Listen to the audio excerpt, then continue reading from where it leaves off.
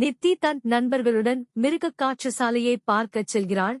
மிருகக் காட்சிசாலையில் பல சிறிய மற்றும் பெரிய விலங்குகளை பார்க்கிறாள். அவள் மிகவும் மகிழ்ச்சியாக இருக்கிறாள். எல்லா விலங்குகளையும் ஒவ்வொன்றாக பார்க்கிறாள்.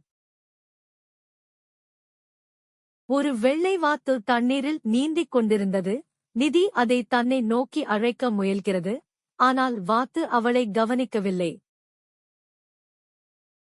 நித்தி மிருகக் காட்சிசாலையில் முன்னோக்கி நகர்ந்து ஒரு சிறிய பறவை தானியங்களை கொத்திக் கொண்டிருப்பதைக் காண்கிறாள். அருகில் ஒரு வரிக்குதிரை தனது குழந்தையை நேசித்தது. இதைப் பார்த்து நித்தி மிகவும் மகிழ்ச்சியடைந்தாள். அந்த பெரிய கருப்பு கொரில்லா ஒரு இடத்தில் அமர்ந்து கையில் ஒரு பேப்பர் ஃபைல் இருந்தது. அதில் இருந்து எதையோ எடுத்து சாப்பிட்டுக் கொண்டிருந்தான். மிருகக் காட்சிசாலையில் நித்தி மரங்களில் தலைகீழாக தொங்கும் குரங்குகளைப் பார்க்கிறாள். அங்கே ஒரு மயில் தன் சிறகுகளை விரித்து நடனமாடுகிறது. நிதிக்கு முன்னால் 12 சிங்கங்களும் தெரியும். நிதி அவை அனைத்தையும் தொட்டு பார்க்க விரும்பினாள். ஆனால் அவ்வாறு செய்ய முடியவில்லை. மிருகக் காட்சிசாலையின் காட்டில் நித்தி ஒரு சிறிய அழகான கங்காருவை பார்த்தாள். நித்தி அவனை அழைக்கிறாள். கங்காருவும் நிதியின் குரலைக் கேட்டு அவளை பார்க்கிறது. இதைப் பார்த்து நித்திக்கு மிகவும் மகிழ்ச்சியாக இருக்கிறது. அவள் மீண்டும் கங்காருவை அழைக்கிறாள். கங்காருவும் அவளை பார்த்து கொண்டே இருக்கிறது. கங்காருவும் நிதியைப் போலவே குறும்புத்தனமாக இருந்தது. கூண்டில் அடைக்கப்பட்டிருந்த ஒரு சிறு கரடிக்குட்டியும் அந்த கூண்டிலிருந்தே அனைவரையும் கவனித்துக் கொண்டிருந்தது.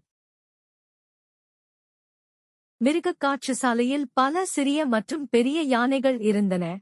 அனைத்து யானைகளும் ஒரு சிறிய குளத்தில் குளித்தன. மீதமுள்ள யானைகள் காட்டில் நடக்கின்றன. நிதியும் அந்த யானைகளைப் போல கைகளை அசைத்து வணக்கம். யானைகள் குளத்தில் குளிப்பதை மிகவும் வேடிக்கையாக கொண்டிருந்தன. மிருகக் காட்சிசாலைக்கு ஒரு நல்ல வருகைக்குப் பிறகு குழந்தைகள் அனைவரும் வீடு திரும்புகிறார்கள். இன்று நித்தி மிருகக் காட்சிசாலையை பார்வையிட்ட பிறகு மிகவும் மகிழ்ச்சியாக இருந்தாள். அவள் மீண்டும் இங்கு வர விரும்பினாள். நித்தி வீட்டை அடைகிறாள். திடீரென்று ஏதோ மிருகத்தின் அழுகை சத்தம் கேட்கிறது. நித்தி ஜன்னலுக்குச் சென்று வெளியே ஒரு குட்டி யானையைப் பார்க்கிறாள். அது ஒருவேளை தொலைந்து போய் தன் தாயைத் தேடிக் கொண்டிருந்தது. நிதி பூங்காவில் இறங்கி குட்டி யானையிடம் செல்கிறாள். நிதி யானையை தன்னுடன் கொண்டு வருகிறாள். யானை பசியுடன் இருந்தது. நித்தி யானைக்கு வாழைப்பழம் மற்றும் கரும்புகளை சாப்பிட ஊட்ட யானையும் சாப்பிட ஆரம்பிக்கிறது.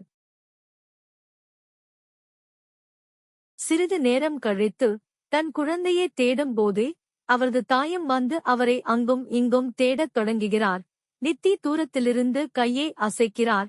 சிறிய யானையின் தாய் தன்னை நோக்கி வந்து தனது குழந்தையை நேசிக்கத் தொடங்க இருவரும் காடு நோக்கி திரும்பிச் செல்ல நித்தி இருவரிடமும் விடை பெற்றார். எங்கள் யூடியூப் சேனலை ஆதரிக்கவும் மற்றும் குழு சேரவும் மற்றும் இந்த சேனலை விரும்பவும்.